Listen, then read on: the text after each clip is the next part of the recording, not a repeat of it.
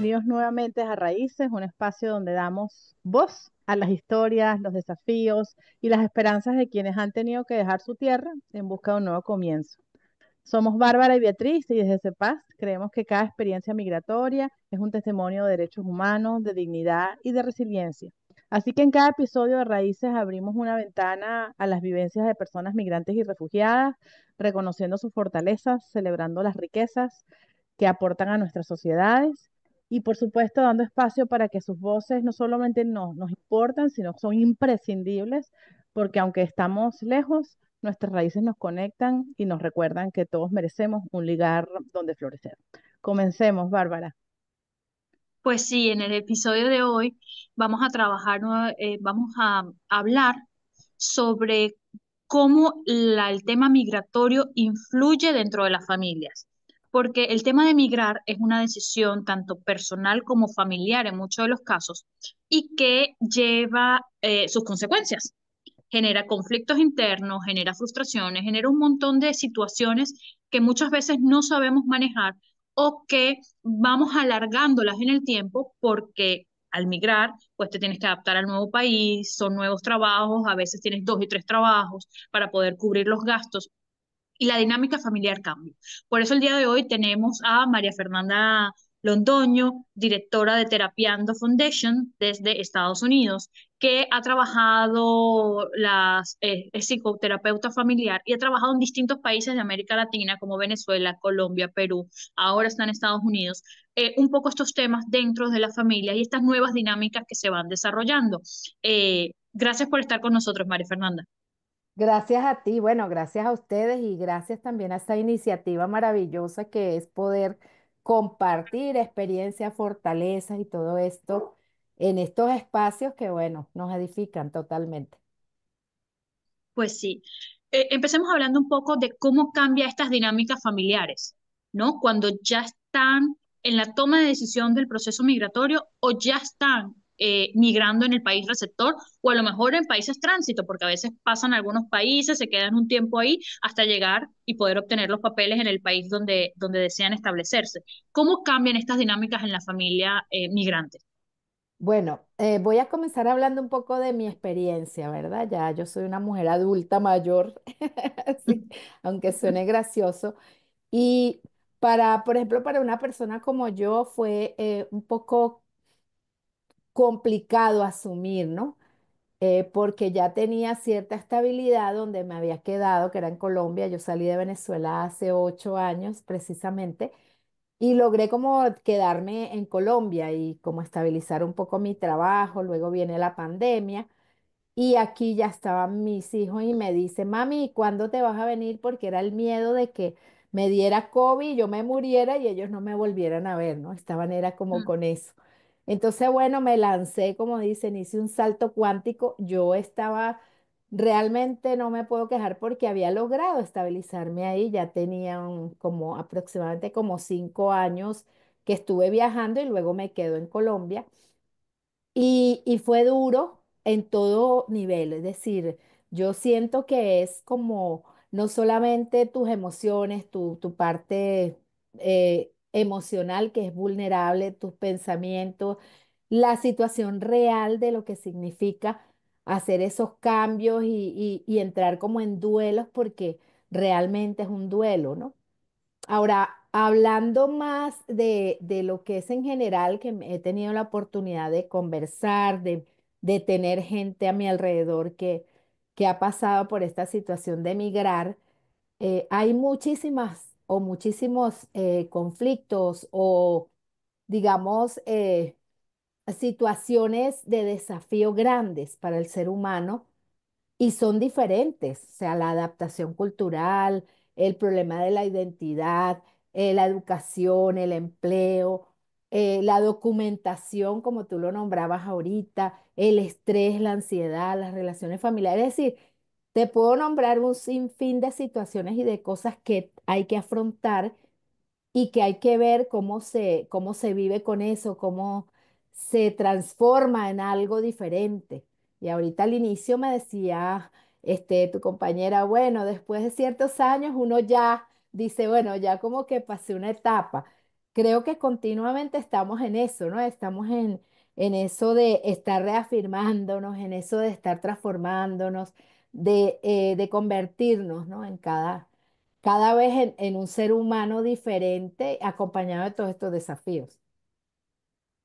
Fíjate que nos decías, Maffer, que están todos estos desafíos, pero sobre todo nos mencionabas algo que ya nosotros hemos trabajado aquí en el podcast, pero no deja de salir y bueno, nos muestra la necesidad de tener como herramientas para manejar el duelo migratorio. Y lo hemos visto de manera individual, pero sobre todo desde tu punto de vista de atención familiar, cómo debe tratarse, ¿no? Cómo debe entenderse y la importancia de tener una forma de afrontar ese desafío desde el ámbito de la psicología, del trabajo social, tanto como tú nos contabas en tu experiencia personal, pero lo que hace también tu fundación. Cuéntanos un poquito de eso.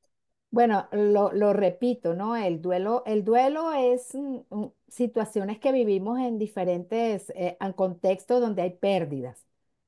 Y específicamente en el duelo migratorio, que es el común que suceda entre las personas que nos mudamos a un nuevo país, hay cosas bien importantes, ¿verdad? Tú me preguntas un poco cómo se maneja.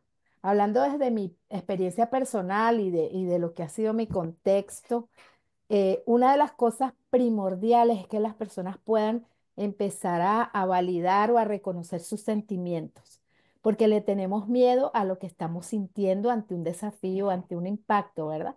Y ahí se generan lo que llaman traumas. Yo daba un taller y decía, le quitamos a la palabra trauma, le ponemos la U como un puente y la dejamos como trama, como una forma de reescribirnos, de reinventarnos, de crear una trama diferente en nuestra vida. Entonces, aquí este proceso que me ha ayudado particularmente a mí y con el que yo comparto o sugiero es que primero la persona pueda reconocer su sentimiento, ¿verdad? Validar sus emociones, eh, no estar o dejarse llevar por ese miedo desbordado o esa tristeza desbordada. Y cuando digo desbordado no es que no lo sintamos, o sea, lo vamos a sentir, pero una vez que lo reconocemos, vamos a poder como dejarlo en cierta medida, ¿no? No que se salga y que ya Bárbara, Mafer, Beatriz no sean Bárbara, Mafer o Beatriz, sino un miedo o una tristeza, porque dejamos de ser nosotros y el ser humano realmente se reconoce por su capacidad de resiliencia. Entonces, educar frente a esto es parte de lo que hacemos en la fundación y junto con otras fundaciones que están aquí, non-profit nuevas de latinos, estamos trabajando en ello, ¿no? En que la gente tenga autoconocimiento de eso, hablar sobre sus sentimientos con las personas de confianza, con personas indicadas, con un terapeuta, contar tus experiencias, conectarte con otros que como tú están viviendo ese desafío, ¿verdad? Eso a mí particularmente me ha ayudado y yo llegué y bueno, digo que ya tenía ciertos conocimientos, pero igual, todos somos una caraotica en un bulto de caraota. Entonces tenemos ese punto en común, ¿no? De que tenemos la esencia de la caraota o del frijolito, por poner un ejemplo.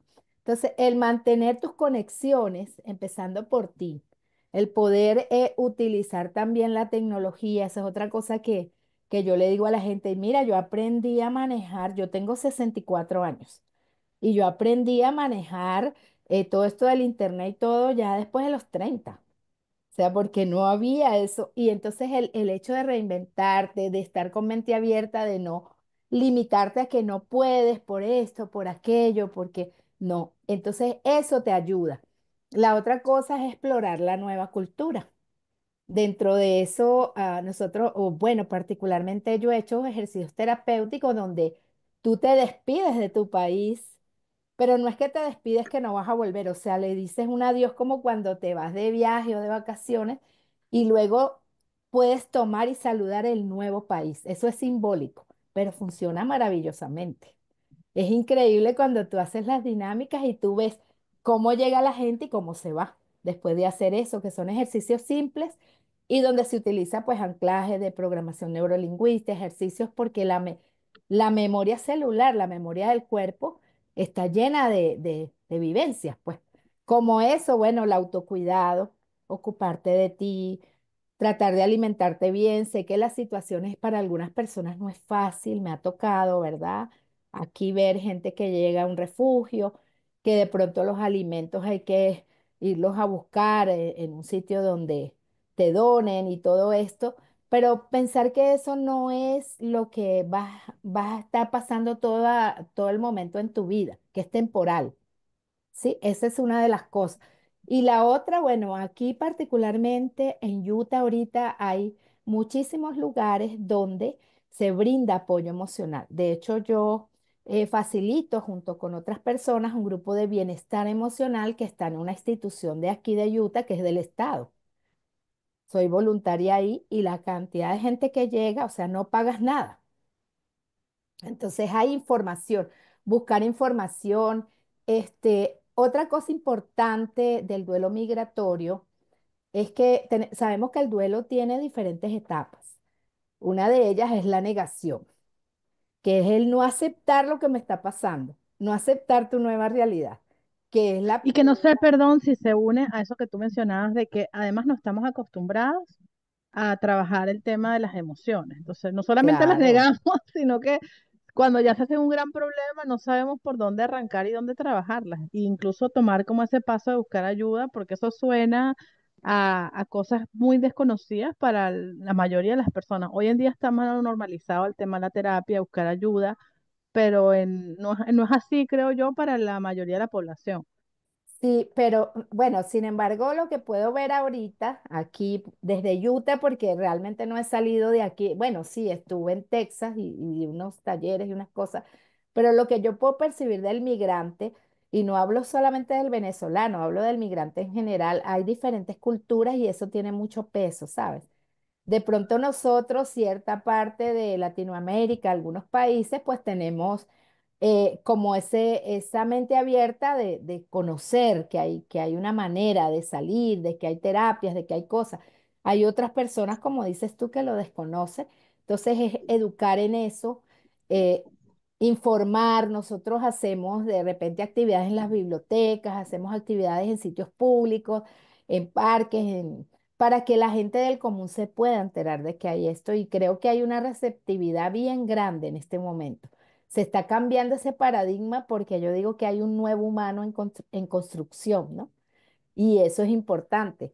Te decía que es importante también nombrar las etapas del duelo. La primera que es la negación, y tú decías, bueno, negamos, empezamos por negar lo que sentimos, es decir, a veces ni lo conocemos, desconocemos qué nos está pasando. Luego está la parte que llamamos de la negociación, ¿verdad? El poder saber que bueno, ese enojo que sientes, la negación, ¿verdad? Y luego la ira, perdón, me estoy como en la ira, o sea, sentir ese enojo hacia uno y hacia los demás. Oye, pude haber hecho esto, ¿por qué hice aquello? Y no solamente en el duelo migratorio, estas son las etapas de cualquier duelo, una pérdida de pareja, una pérdida de trabajo. Nos estamos enfocando en el duelo migratorio. Hablamos también de lo que es la negociación, que sería como la tercera etapa, y que es el poder intentar cambiar las cosas del pasado, hacer tratos para que las cosas vuelvan a ser como antes. Y Y aquí, ahí es donde yo te quiero preguntar, ¿no? Porque ese duelo se transforma en situaciones dentro de la familia que generan conflicto. Cuando tienes hijos pequeños o hijos adolescentes, que además le agregas la adolescencia, empiezan esos conflictos. Entonces, ¿cómo manejar esos conflictos con, por ejemplo, los hijos? Si además a eso le agregas que cuando tú emigras, no emigras a un país que es de tu mismo idioma, sino que tienes otro idioma, por lo tanto, los hijos que son menores y que están en edad escolar van a ir más hacia hablar hacia el idioma oficial del país donde estás, y entonces rompes un poco el vínculo y se rompe también el sistema de comunicación intrafamiliar, ¿no? ¿Cómo manejas tú? ¿Qué herramientas puede tener una madre o un padre, por ejemplo, en esta circunstancia? Manejando duelo, cambios y procesos normales de la vida. bueno, hablando un poco, no, hablando del tema concreto que tú me estás exponiendo aquí, que es el hecho de que hay un problema de duelo migratorio con la familia y con los hijos, ¿verdad? Eh, Indudablemente que creo que es uno de los problemas más graves que hay y lo he podido observar, ¿vi?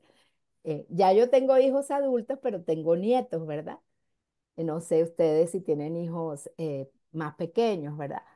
Eh, Te puedo decir que frente a eso, una de las formas de afrontarlo, que siento que tu pregunta va dirigida hacia eso, ¿verdad? Hacia buscar como soluciones, como maneras.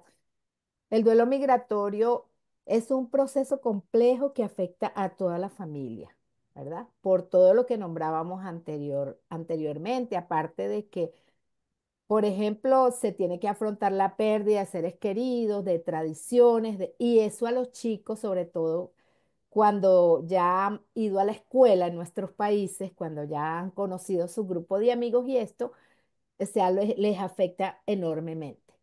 Entonces, el desafío del padre es qué hacer frente a eso porque él está viviendo su propio duelo también. Y aparte de eso, le toca resolver la supervivencia. Entonces, es como una cosa que se le complica. Lo que nosotros recomendamos es como primero la comunicación abierta. O sea, que haya un espacio donde todos puedan expresar sus sentimientos, lo que les está pasando sin temor a sentirse juzgados por lo que están sintiendo, porque eso les va a ayudar a comprender mejor lo que cada uno de los miembros está sintiendo. Entonces, eso es autoeducación también. Entonces tenemos que educar como al padre, porque aquí en las escuelas, ok, hay formas en las que el consejero llaman a los padres le echan la culpa a las escuelas, al Estado, y se vuelve un señalamiento de buscar quién es el responsable de lo que está pasando. Y realmente todos estamos en la escena, entonces todos somos responsables. Unos de pronto con menos favorecidos que otros, porque estamos llegando. La otra cosa es tratar de mantener y hacer cosas para mantener los vínculos, porque entramos en crisis y con quién nosotros nos desahogamos o explotamos, con la gente que más queremos, la que tenemos cerca. Entonces, aprender que esos vínculos son importantes, que el respeto es importante, que el contacto con los familiares es importante, porque estás experimentando cambios que te están afectando integralmente. Imagínate a tus hijos. Tú hablabas también del idioma. Eso lo he visto mucho, pero aquí se está trabajando, hemos venido trabajando como en que la gente pueda fomentar y cultivar la tradición, por ejemplo, de que ellos escuchan el inglés, pero bueno, mira, aquí vamos a hablar español. Mi hijo mayor, mis tres nietos, de hecho el pequeño, llegaron muy chiquitos aquí, el pequeño tiene 7 años y nació aquí y habla español buenísimo. Bueno, también una de las cosas es eso que te estoy diciendo, la familia, las abuelas que estamos aquí, yo les hablo en español, les digo, estuve viviendo, recién llegué en casa de mi hijo mayor, como 6 meses, ¿verdad? Y esos 6 meses, eso fue como una tarea, porque claro, ellos hablaban inglés todos los tres. Sus papás hablan inglés y hablan español y yo empecé. Entonces como que fue conciencia, mi hijo lo hacía, pero porque trabajaba como muchas horas al día, estaba más con la mamá y la mamá siento que un poco porque ellos también están en la escuela en inglés y todo, pues ella se ajustaba al inglés y ahora ha mejorado su español de una manera impresionante y preguntan, o sea, ellos preguntan, ¿y esto qué quiere decir? Entonces, los dichos que tenemos nosotros, ¿no? Entonces, eso es bonito, crear nuevas rutinas. Yo sé que somos migrantes y a veces eso de crear nuevas rutinas, nuevas tradiciones, rituales familiares, ¿verdad? En el nuevo hogar no es tan fácil, pero es lo que te decía, buscar un pequeño espacio y hacer prácticas, aunque sea, no sé, 10 minutos al día. Hay gente que hace oración en familia o bendice sus alimentos o hacen una actividad, no sé, una vez a la semana en donde toda la familia propone un juego, hace cosas, ¿no? La otra cosa es buscar apoyo. Aquí particularmente en Utah están habiendo muchísimos grupos de bienestar emocional. Hay para padres, hay para hijos. Buscar ayuda profesional y buscar también hay maneras de hacerlo aquí. No puedo hablar de otros lugares, ¿verdad? hay maneras de hacerlo aquí, de informarse, y ese es uno de los propósitos de las cosas que venimos trabajando aquí. Y la otra cosa es que puedan adaptarse a la nueva cultura, es decir, poder aceptar la diferencia. Porque es que a veces es complicado hasta para nosotros, ¿sí me entiendes? Estamos añorando. Yo era una, o sea, yo en mi vida he comido panquecas y entonces aquí el desayuno, vas a pedir un desayuno. Bueno, ahora ya hay muchos restaurantes latinos aquí en Utah, pero inicialmente no había muchos cuando yo llegué. Entonces, ahí vamos a desayunar y íbamos a un restaurante. Entonces, ¿cómo vas a yo decía, ¿cómo voy a desayunar donas, panquecas? O sea, no solamente porque es mucha harina y yo estoy tratando de mantenerme un poco saludable, sino porque es como, lo veía más como un snack, como una merienda, ¿sabes? Entonces, todo ese tipo de cosas, el poder aceptar, explorar, aprender el idioma, participar en las actividades que hacen, eso también es parte de poder adaptarte mejor. Y fíjate que, Bárbara, te preguntaba por la familia, pero por una particularidad de los que están en ese proceso de cambio, ¿no? De niñez a la adolescencia. Y que como tú dices, la importancia de hacer ese proceso de integración, que para ellos es tan retador, pero por otro lado, cómo seguir conectados con lo que son, con lo que eran sus padres, con lo que es el origen de su familia.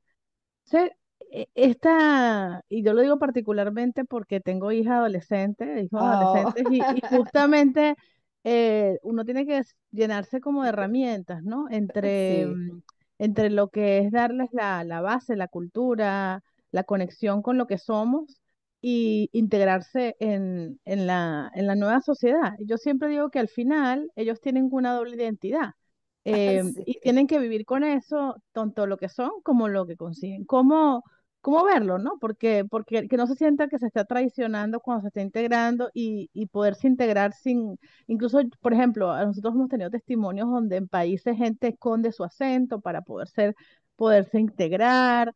Es decir, cómo hacer ese balance y cómo vivir ese proceso, sobre todo en la adolescencia, que es una edad tan compleja. bueno, la palabra etimológicamente adolescente, adolece, carece, o sea, no sabe todavía, ¿no? Sin embargo, es esa etapa en la que no sabes dónde estás parado, pero tú crees que sí sabes. Entonces, hay ese conflicto ese proceso y conflicto que sufre la identidad en esa etapa, ¿no? Yo también he pasado por ahí y es una pregunta que a veces me hacen y siento que primero, como padre, tienes que tener mucha tolerancia, pero no perder los límites. Porque cuando tú estableces límites claros con un chico, por ejemplo, que ya empieza entre 12, 13, 14, ¿verdad?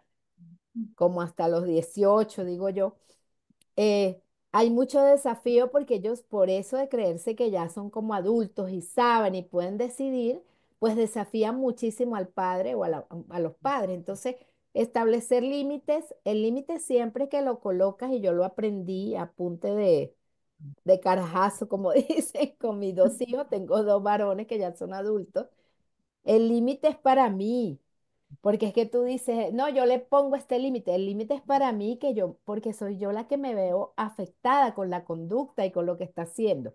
Él no sabe ni siquiera lo que está haciendo y la magnificencia del resultado de lo que está haciendo con su conducta. Entonces, siempre saber que el límite lo pongo para mí, pero que le sirve a él, porque le marca una pauta. Es decir, tú no vas a entrar a la casa por la ventana, por ejemplo.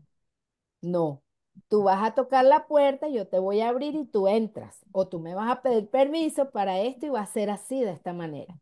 Entonces, es importante para el adulto primero establecer el límite, sabiendo que el límite siempre va a ser para él, porque él es el que más sale afectado con la conducta. No solamente de un adolescente, en cualquier caso. La segunda cosa la dijiste y la habíamos hablado anteriormente, y es el poder tener los espacios para hablar donde él no se sienta juzgado. Y de hecho a veces dicen cada cosa que tú pelas los ojos porque, bueno, ya nosotros venimos de otras generaciones. Normalizar sus sentimientos es bien importante. O sea, explicarle que es normal de repente sentirse depre, estar enojado, o una palabra muy común en ellos es que están aburridos, ¿no? Porque como que no haya nada divertido que hacer.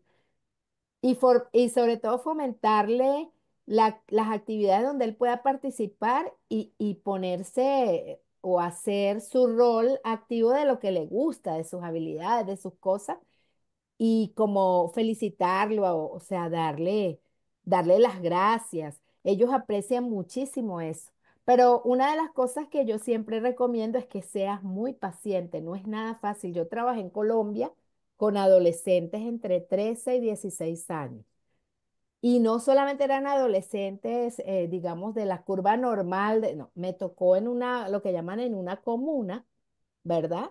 De chicos que algunos habían quedado huérfanos por esto de la violencia de los paramilitares y la guerrilla, y los tenían como en casas de recogidas, ¿no? Y era complicado porque les tocó una vida, o sea, yo en Colombia hice un posgrado con eso que estuve un año. Y había momentos en que yo salía de mi trabajo literal y yo llegaba a llorar a mi casa porque es las cosas que les tocó vivir. De hecho, una experiencia muy fuerte fue de un chico que era sumamente agresivo y siempre estaba buscando peleas y golpear a los compañeros, apagaba la luz del salón y de repente, pum, pum, pum, y era fuerte, ¿no? Y entonces hablando con él un día que hubo un evento así complicado, yo me quedo y él no quería hablar, pero yo me quedo ahí y le digo yo, bueno, si quieres hablar mientras te vienen a buscar, puedes hablar y si no, está bien.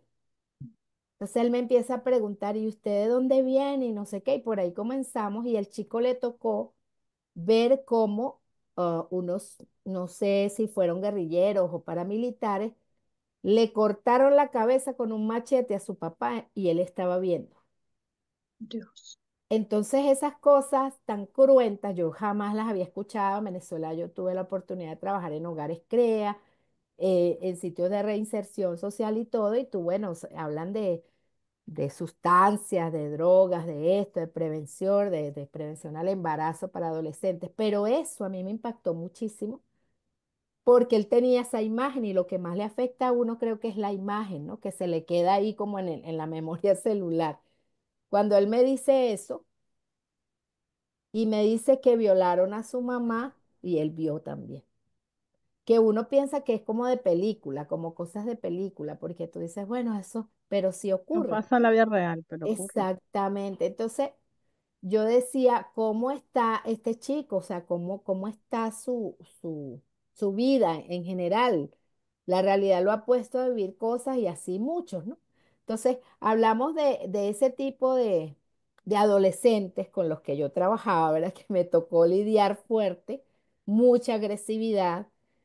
Y yo creo que hice un curso con ellos y al final, pues inclusive pudimos hasta hacer una obra de teatro que ellos montaron, que hicieron una adaptación de una obra de La Bella Durmiente, pero la adaptaron al, como al año, eso fue en el 2017 más o menos, o sea, a su manera. La otra cosa que me dices, ¿verdad? La otra cosa que influye y que quiero agregar es que el sistema educativo a veces busca información sobre recursos y cosas y yo siento que a veces están como fuera de onda, desactualizados, ¿sí me entiendes? Entonces es importante que uno como padre pues se eduque, se informe y también eso que juntas de padres y cosas que existe aquí, pues que tú hagas propuestas. Eso yo creo que es bien importante. Y finalmente, una cosa que está influyendo mucho en el adolescente, en los niños también, pero digamos que en el adolescente son las redes sociales, que pues es una herramienta muy útil para nosotros. Gracias a ellas estamos conectados ahorita aquí, ¿verdad?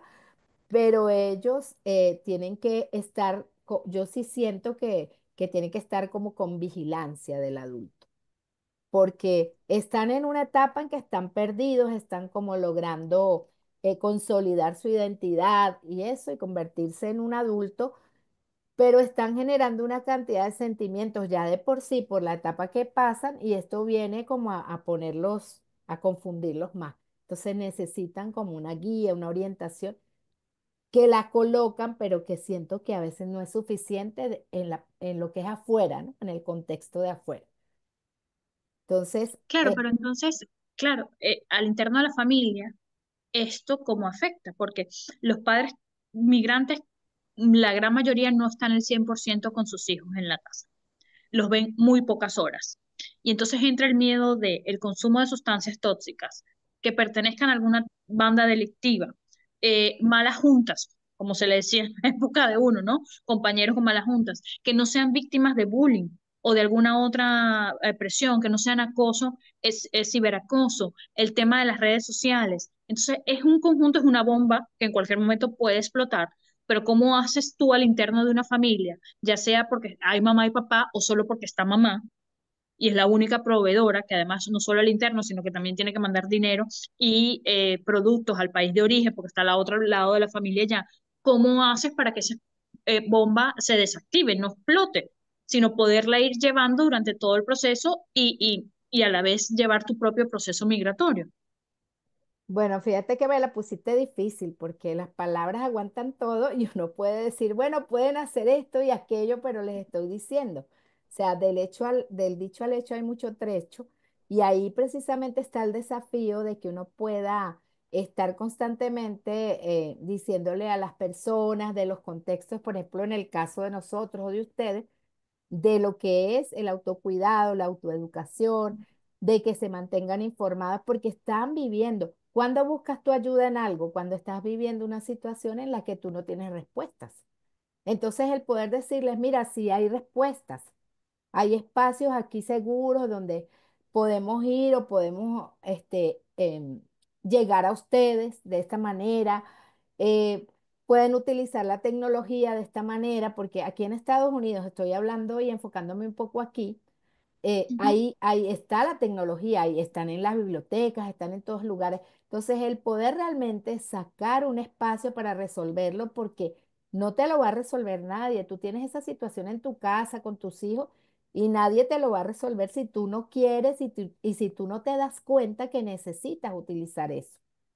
Hay grupos de apoyo.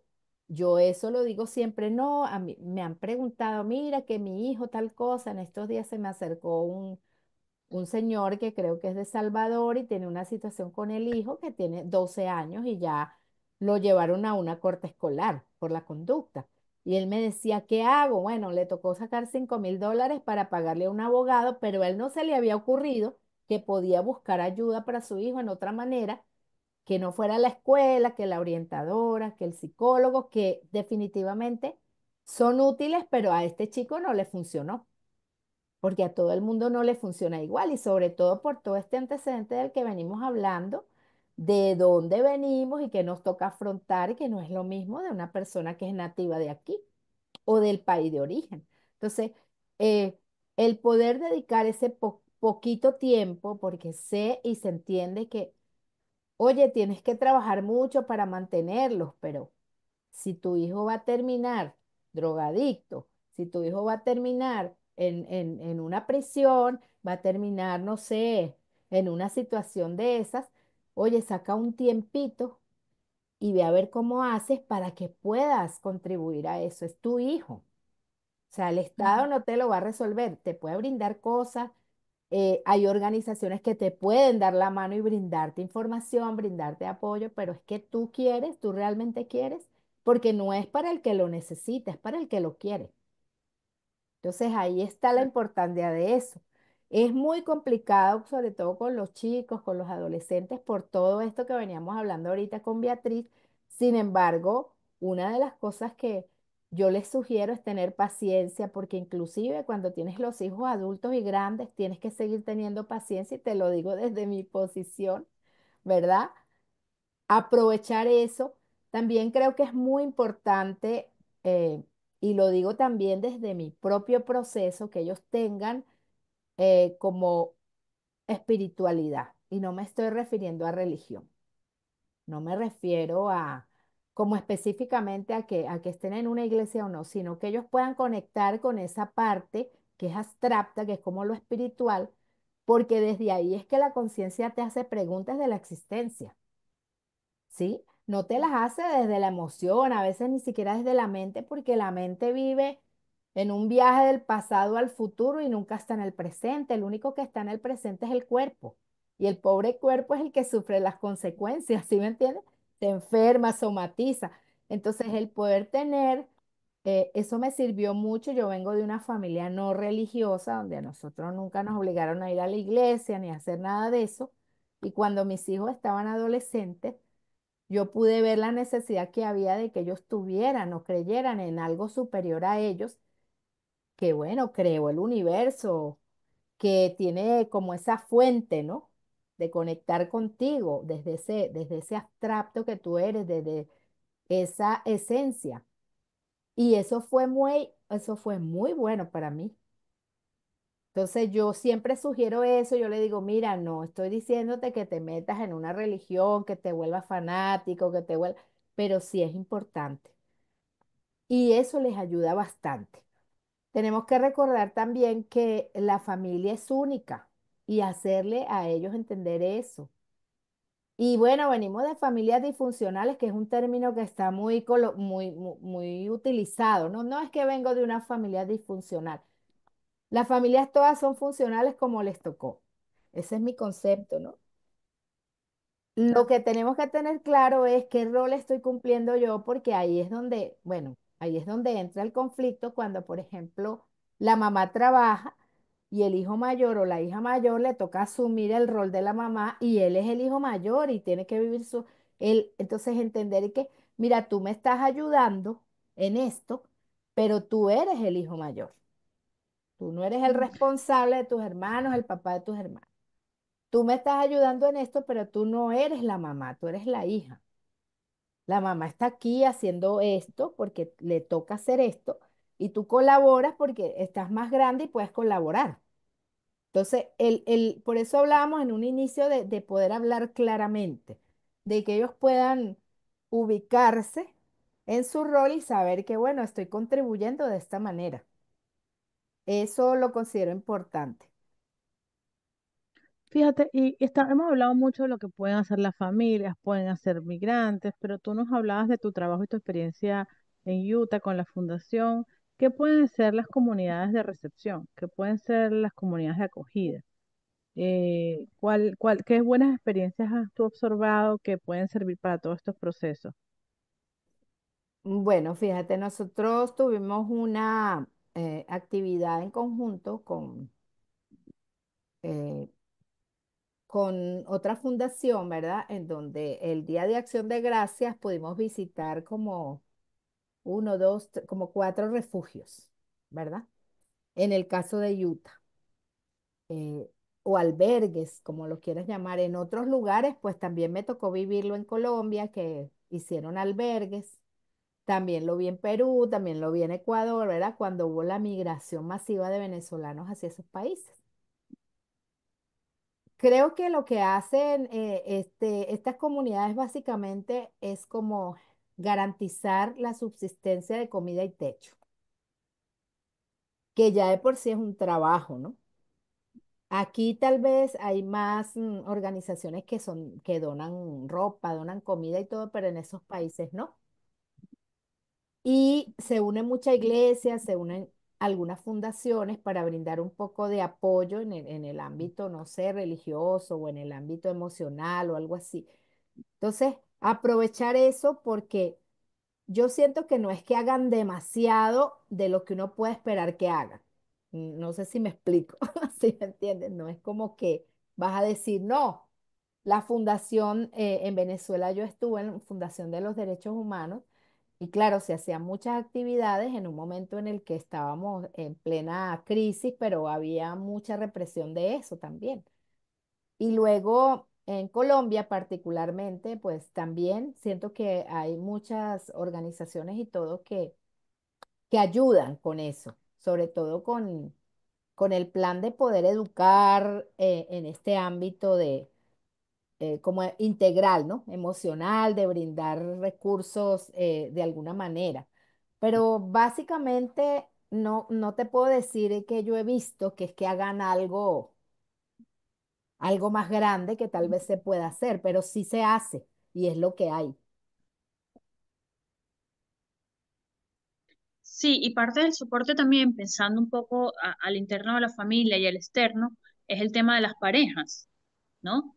Y yo escuchaba siempre a mi abuela, porque yo soy nieta e hija de migrantes, que decía que la migración o unía o separaba a las parejas. Porque bueno, se generan conflictos, intereses, unos quieren avanzar, otros son más, pues dice, bueno, ya estoy aquí y se conforman más. Eh, ¿Cómo es ese trabajo al interno de la pareja cuando decides migrar, ya sea porque los dos tomaron la decisión o porque uno arrastra al otro? Yo creo que las parejas de migrantes enfrentan no solo todo el desafío del que hablamos si hay hijos, ¿verdad?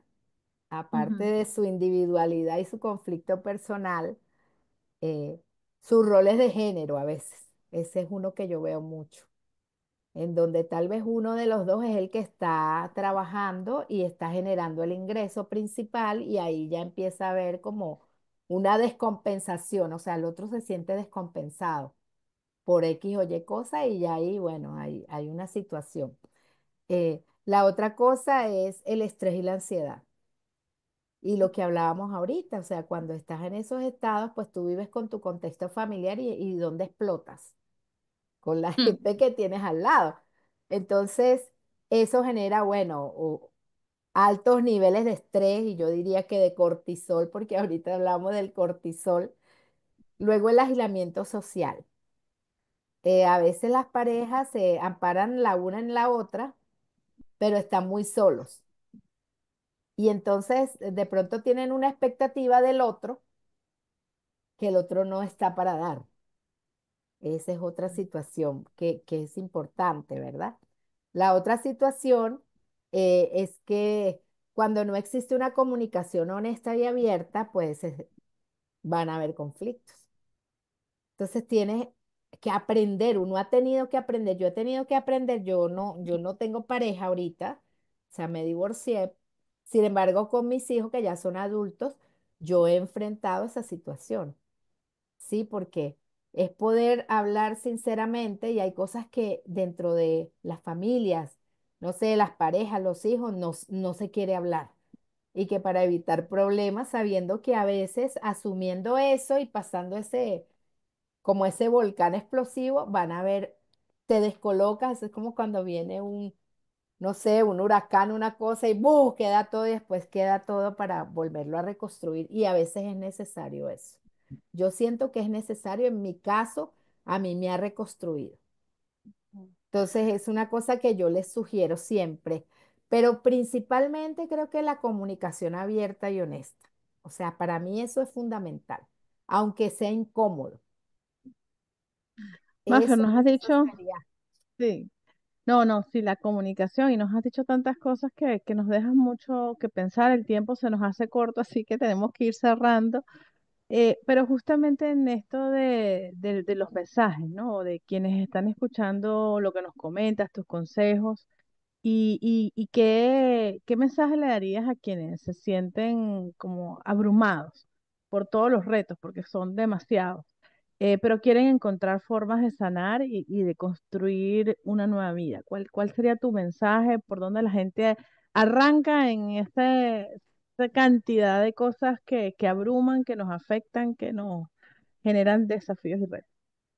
Mm, mm, Puedo decir yo siempre voy a decir desde mi experiencia, independientemente de mi capacitación en una u otra cosa, porque me ha tocado vivirlo. Y aparte de eso que he venido repitiendo, de que tú puedas conectar contigo y ser, o sea, conectar con lo que estás sintiendo y no sé, escríbelo. O sea, escríbelo y después lo lees, porque a veces uno se desconoce tanto.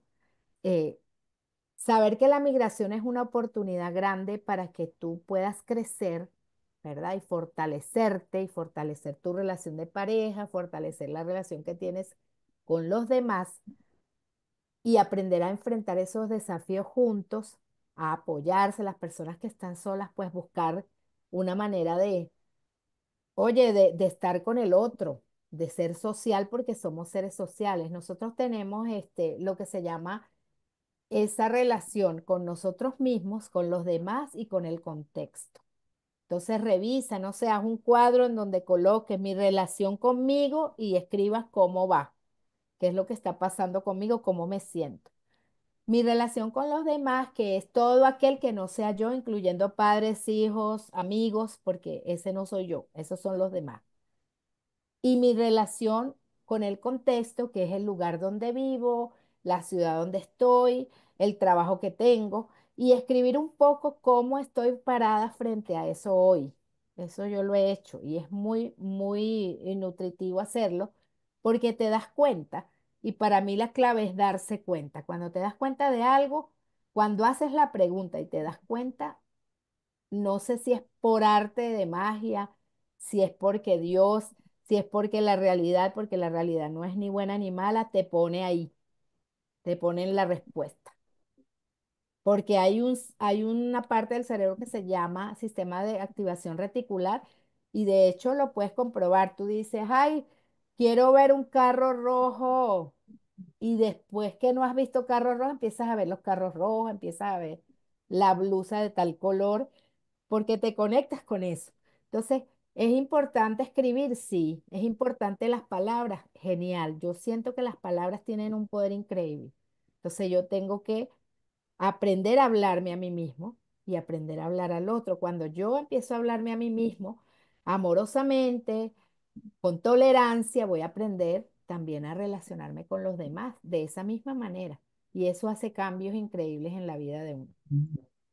Mafer, quiero cerrar el programa con algo que se está viviendo eh, en todo el proceso migratorio, que es con los cambios de políticas públicas de Estados Unidos que afecta regionalmente a todos, eso está generando cierto caos, miedo, incertidumbre, familias que tienen miedo de que los padres sean deportados y se quedan los hijos en Estados Unidos solos, los que estaban tratando de cruzar la frontera con Estados Unidos y están y les cancelaron las citas para poder ingresar de forma legal, los que estaban en tránsito, que estaban en algún país de Centroamérica, esperando qué iba a pasar, que se quedan en la nada. Quiero unas 4 o 5 recomendaciones muy puntuales, ¿no? Porque de esto después creo que podremos sacar otro programa más específico cuando tengamos un poco más claro el panorama de las políticas públicas. Pero de estas familias, de estos padres que tienen los hijos pequeños o de estos grupos, ¿no? Que incluso a pesar de que son caminantes, pues terminan siendo familia, se convierten en familia en la ruta. 4 o 5 tips para no generar más conflicto de lo que ya hay, que se mantengan las relaciones sanas y que, bueno, esperemos cada uno con lo que le corresponde en la vida, con su destino. Sí, mira, tuve, bueno, yo tengo un programa también de radio, ¿verdad? Que están invitadas. Y fin de año tuve invitado un abogado aquí que pues, es bastante reconocido, ha ayudado mucho a los migrantes venezolanos sobre todo. Y yo repetiría un poco lo que hablaba con él y él recomendaba primero mantenerse informado. Y mantenerse informado no es lo que te dice el vecino, lo que opina el otro, porque eso va muy contaminado. O sea, tratar de buscar un medio, una manera que los hay ahorita para que te mantengas informado al tanto de las últimas noticias. Porque cuando dicen que guerra avisada no mata soldado, bueno, y si lo mata es porque está mal preparado, pero creo que eso ayuda bastante eh, mantenerse informado sobre las últimas noticias de migración, fuentes confiables, creo que eso es bien importante. A veces consultar un abogado, también hay sitios donde puedes consultar abogados que no tienen costo, ¿verdad? Si no tienes el dinero o algo. Eh, no tomar decisiones apresuradas, porque desde la reactividad, desde una emoción desbordada, siempre la embarramos, siempre hacemos cosas de las que nos arrepentimos. Estamos muy tristes, muy bravos, hacemos cosas, inclusive si estamos demasiado eufóricos, hasta regalamos y todo y después decimos, ay Dios. Entonces, eso es la otra cosa. Tratar de documentarse, de saber cuál es la situación que tienes, ¿no? Con qué cuentas físicamente.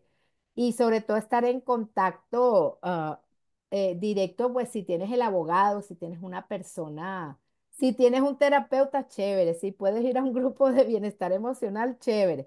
porque la realidad nos sorprende y la realidad que tenemos ahorita es esa. ¿Sí? Y nosotros decimos con qué se come, como la realidad que tuvimos en Venezuela hace unos años, o sea, con qué se come, nadie está preparado como para esos impactos. Sin embargo, cuando estamos informados y podemos estar como en neutro, pues entonces las cosas son menos intensas. Siempre van a haber cambios políticos, sobre todo con la situación migratoria aquí. Eso está sujeto a cambios. Yo diría que es como, a veces uno dice, bueno, pero dijeron esto, vino el otro, aprobó lo otro, no sé qué. Y la otra cosa es que cada caso es diferente. Cada persona tiene que aplicar lo que le aplica a ella, no lo que te aplica a ti no necesariamente es lo que me aplica a mí en ese aspecto. Priorizar también tu seguridad. Porque si tú estás al tanto de informaciones y de cosas, oye, tienes que cuidarte, tienes que saber dónde te metes, con quién te relacionas. Básicamente, creo que son como las sugerencias que él decía, agregué un poquito más lo de que buscaran terapia y todo eso, buscaran la forma Claro, de... porque la parte emocional también es parte Sí, de... Sí. Un poquito también racionalizar el miedo, ¿no? Porque eso, sí, sin información, esos miedos se vuelven más grandes. sí, Bueno, hay. Mafer, sí, Nico, dinos. No, no, no, que lo que acabas de decir, el miedo es algo que siempre nos va a acompañar. La gente dice, yo no tengo miedo, o sea, puede ser que lo tengas en menor o menos. Siempre todas las emociones básicas nos van a acompañar y son para protegernos. Y una de ellas es el miedo, pero nosotros lo alimentamos. Entonces yo siempre le digo a la gente, cuando te venga la peor escena a la mente, ¿verdad? No huyas de ella, tú la dejas como una imagen de PowerPoint, no vas a alimentarla, no le vas a poner un argumento, una información más, solamente llegó, tú la respiras y luego la sueltas e inmediatamente siente como si fuese esa imagen de PowerPoint o esa imagen que pasa y vas a crear una imagen diferente, un momento en el que te has sentido tranquilo, alegre, feliz porque es una manera de bajarle dos. Es un ejercicio pequeño que a mí me funciona y que lo recomiendo y mucha gente me dice, oye, ¿verdad que sí? Pero es difícil. Es difícil, pero se hace. Bueno, nos Entonces, quedamos entonces con esa imagen para ir cerrando el podcast de hoy y agradecerte, Mafer, que nos hayas acompañado, el trabajo que estás haciendo, pues todas estas reflexiones que aportas a nuestra comunidad. Y bueno, señores, nos toca cerrar. Esto fue Raíces, por supuesto, este espacio de conexión, de aprendizaje y de reflexión para que hoy, quienes hoy están enfrentando la migración o el refugio, como un acto de valentía, pero también de esperanza. Gracias por acompañarnos en este episodio y ser parte de esta conversación que pone, por supuesto, y que trata de poner las experiencias, la dignidad y los derechos humanos en el centro. Y pues recordemos siempre que tus raíces son tu fortaleza y que juntos podemos construir puentes de solidaridad y justicia. Si este contenido te gustó, resonó contigo, compártelo para que más personas conozcan a María Fernanda y escuchen estas historias. Y únete a nosotros en nuestras redes sociales, en @pisocepaz, para seguir amplificando estas voces y pues también síguenos en el canal. Muchas gracias y hasta la próxima. gracias. Gracias a ustedes, Bárbara y Beatriz. Excelente podcast. Gracias.